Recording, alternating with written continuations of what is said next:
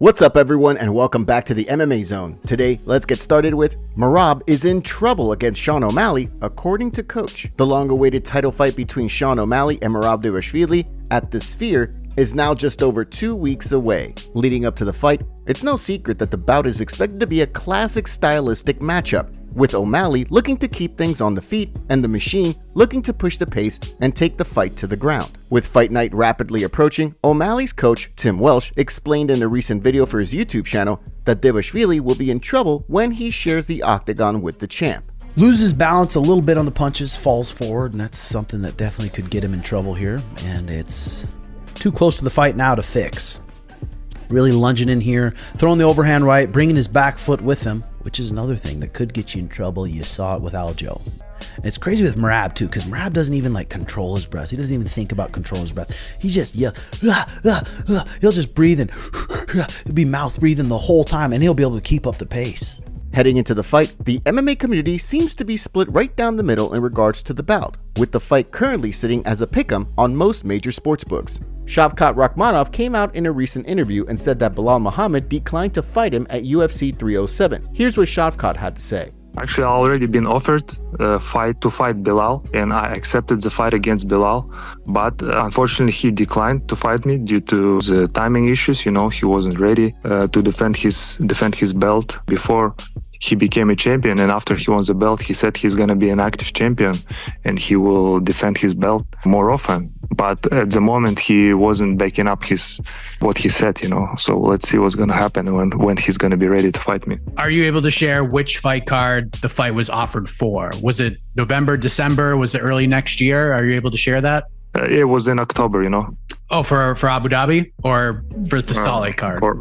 Salt Lake card. Next up, let's take a look at Khalil Rountree reveals plan for Alex Pereira fight. After being handed a 2-month suspension from the UFC, Khalil Rountree accepted a 4.5-month suspension from the Nevada State Athletic Commission this week, retroactive to a failed drug test back in May. Fortunately for the contender, the 4.5-month suspension won't have an impact on his upcoming UFC 307 fight with Alex Pereira on October 5th. With fight night just over a month away, Rountree spoke about the bout during an appearance on Michael Bisping's Believe You Me podcast this week, making it clear that he isn't planning to use a wrestling-focused game plan. I'm not a wrestler. Yes, I'm a mixed martial artist. I'm able to do a lot of, different things. My grappling is good. My wrestling's decent, but that's just not me. That's not my instinct, Why would I put myself in harm's way to try to secure this victory when that's just not me? That's just not my style. So it would just show me that, if my coach were telling me, hey, this is the way, I'd be like, man, then who are you coaching? Because this has never been the game plan. So why at the height of my career would we switch everything that we've ever done? Heading into the fight, Rountree will be looking to secure UFC gold while picking up another win over a former Glory kickboxer after previously defeating Dustin Jacoby, Gokhan Saki, and Carl Robertson. On the flip side, Pereira is looking to keep the momentum rolling after his recent victory over Yuri Prohaska, which made it 2 straight title defenses for the champ. Next up, let's take a look at Alex Volkanovski declines lightweight fight.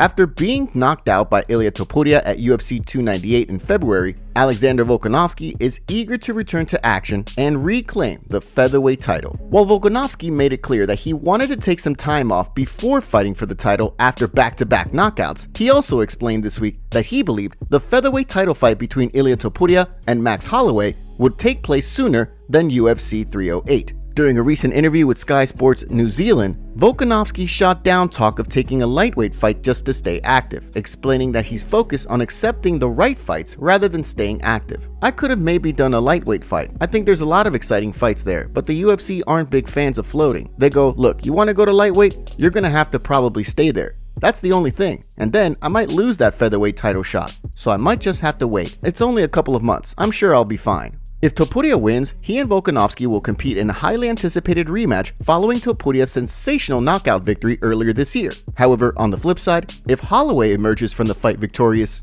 he and Volkanovski would then compete in an ultra-rare tetralogy fight. Next, let's take a look at UFC updates. As we head into a weekend without a UFC fight, let's take a look at today's UFC fight updates, starting with a rumored fight between Carlos Prates and Michael Venom Page. Prates took to Instagram, revealing that he's heard the UFC wants to book a fight between the two. He wrote, quote, I heard that the company wants to give me Michael Page, but he doesn't answer the phone. You must be having nightmares by now.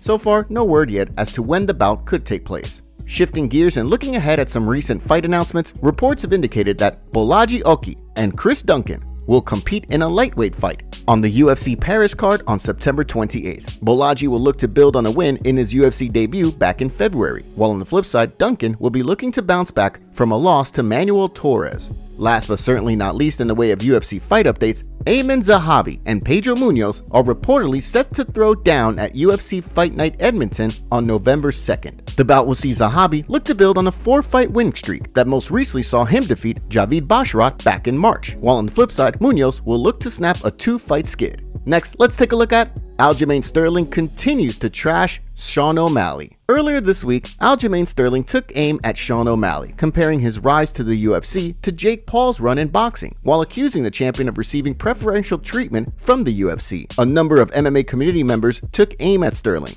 with one fan writing, "Aljamain Sterling, why? Straight up not a Sugar fan. He's aight. I thought Yan beat him 2-1 to be honest, but why in the world would you say this, lol?" In response, Sterling continued his verbal onslaught, while doubling down on his claim that O'Malley had an easy path to the title, writing, quote, "It's the same thing I've been saying since last year. It's exhausting. The kid is talented, but his path to fighting for gold is by far one of the easier ones than maybe 95% of the roster. We have to go through a gauntlet. That's the way the world works. It's not always fair. Life goes on." Another member of the MMA community commented saying, "I feel this, but wouldn't you agree that marketing also plays a big factor in getting opportunities? If you and all other fighters did as good as a job as him with social media, you probably would have had an easier path as well. So in my not expert opinion, it is pretty fair, right?" The MMA community was quick to weigh in on Sterling's latest comments, with one fan writing, "Dana takes care of his moneymakers at the end of the day." Another wrote, "He literally beat you. Are you Sean O'Malley's Tyron Woodley, or are you just engagement farming at this point? Everyone knows about Sean's boxing, and that was what caught you. How you train in camp for a championship fight, and that's not the one single thing you work the hardest to avoid." One fan defended O'Malley, writing, "Yeah, but man, he beat you within 2 rounds. Chito took him to 3, and Yan took him to 3. Maybe Dana just knows talent, and sometimes other people take longer to get to the top." Another member of the MMA community pointed out that, regardless of O'Malley's level of competition during his climb up the rankings, he still won the title, writing, "But why does it matter when he ended up beating the champion anyway? It showed he was ready. Fighters that are ready shouldn't have to fight everyone before going top guys." When O'Malley and Sterling's teammate Merab step into the octagon on September 14th, the expectation is that the former champion will be in attendance. Next up, let's take a look at Combat Sports Commission reacts to UFC changing judge mid-event at UFC 305. During the UFC 305 card in Perth, Judge Howie Booth was relieved of his judging duties midway through the card after scoring the Tuivasa versus Rosenstruik card 30-27 in favor of Tuivasa, while the other 2 judges scored the bout in favor of Rosenstruik. The decision to remove Booth from the card midway through the event was one that caught the attention of the MMA community, given how rare it is to see a judge or referee pulled midway through the card. This week, the chairman of the Western Australia Combat Sports Commission, Bob Kucera, released a statement on the decision to pull Booth mid-card, explaining, quote, "To ensure the best outcome for the event and the sport, the Combat Sports Commission of Western Australia supported a change to the judging assignments during the UFC 305 event.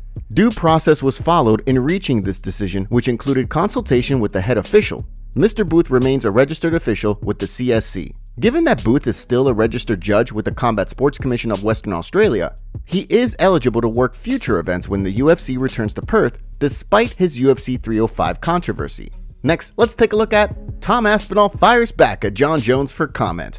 After previously throwing his phone into a pool, making it clear that his focus is on achieving his goals, it didn't take long for Jon Jones to return to social media. In an Instagram comment on Thursday, Jones took aim at Tom Aspinall, who named the champion the king of fight dodging in an interview with Sport Bible this week. In response, Bones wrote, "This dude literally has my large black C in his mouth every week. I'm flattered. I absolutely guarantee he will not win more world championships than me. That's truly all that matters at the end of the day. There's been many champions. No one like me. I sleep good at night." Aspinall was quick to respond, pointing to the slew of testing failures Jones has had over the years while firing back. In response to Jones, he wrote, "John's right. He's won so many world championships than me while using PEDs." Jon Jones is not happy with Tom Aspinall's call-out and ranted on Twitter responding to fans. One fan tweeted to Jon and asked, "Is Tom on your mind?" Jon responded by writing, "Nope, not at all, but I definitely appreciate all the attention he gives me. I'm more relevant than ever. haven't even fought. It's an amazing thing.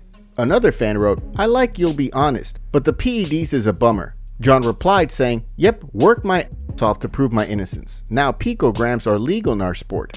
Honestly, none of that will matter a few years from now when I'm covering my kids' tuition. You guys still laughing about what happened at the office. I'm going outside on a golf cart. Another fan said, you should fight him. He's living rent-free in your brain. Jon responded, LOL, on the biggest night of his life, in front of his home country. What name comes out of his mouth? That's right, mine. Another fan said, LMAO, you think you could beat him though?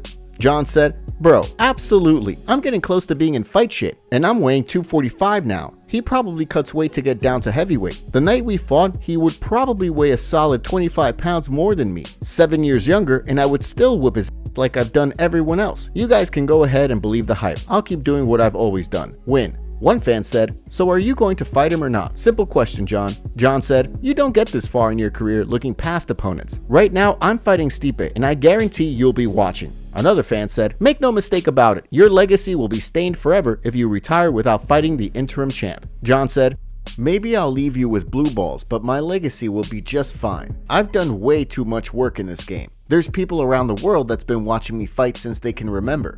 He would have to go on and win like 10 championships at least in order for that to happen. The work I put in, that body of work, ain't getting touched no time soon. Although it's continued to look as though Jones will retire after his fight with Miocic, Aspinall seems to be hopeful that all of his trash talk will convince the future Hall of Famer to stick around for a title unification bout in the event that he defeats Stipe Miocic. Top comments. At this point, there are like 4 heavyweight champions. Jones, Aspinall, Stipe, the most decorated champion, and Ngannou left without losing it. It's a joke. Aspinall, if Jones will fight him. Imagine having the interim belt and being passed up by the 7th ranked guy. How can you call a notorious PED user the GOAT? Jones is frightened of Tom, period.